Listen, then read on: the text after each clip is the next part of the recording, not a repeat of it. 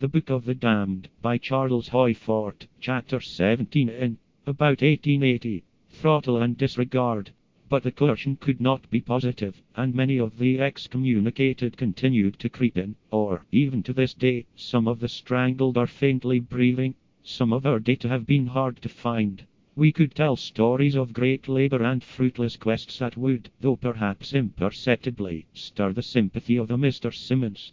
But, in this matter of concurrence of earthquakes with aerial phenomena, which are as unassociable with earthquakes, if internally caused, as falls of sand on convulsed small boys full of sour apples, the abundance of so-called evidence is so great that we can only sketchily go over the data, beginning with Robert Mallett's Catalogue, Report of the British Association, 1852, omitting some extraordinary instances, because they occurred before the 18th century. Earthquake preceded by violent tempest, England, January 8, 1704. Preceded by brilliant meteor, Switzerland, November 4, 1704. Luminous cloud, moving at high velocity, disappearing behind the horizon, Florence, December 9, 1731. Thick mists in the air, through which a dim light was seen.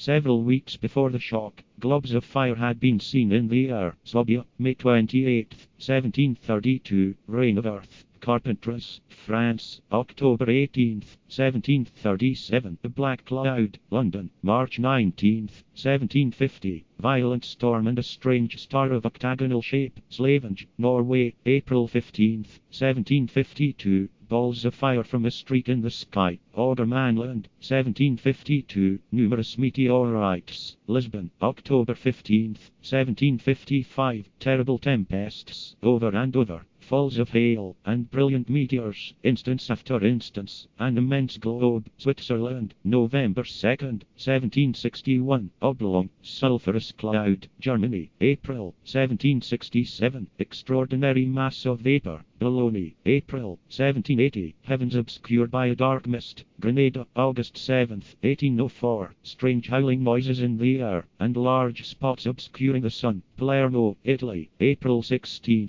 1817. Luminous meteor moving in the same direction as that taken by the shock, Naples, November 22nd, 1821. Fireball appearing in the sky, apparent size of the moon, Thuringerwald, November 29, 1831.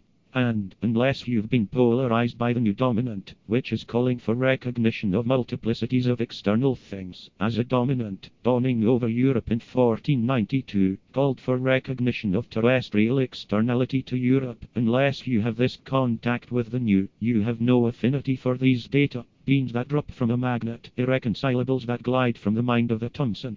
Or my own acceptance that we do not really think at all, that we correlate around supermagnets that I call dominants, a spiritual dominant in one age, and responsively to it upsprings monasteries, and the stake and the cross are its symbols. A materialist dominant, and upspring laboratories, and microscopes and telescopes and crucibles are its icons, that were nothing but iron filings relatively to a succession of magnets that displace preceding magnets.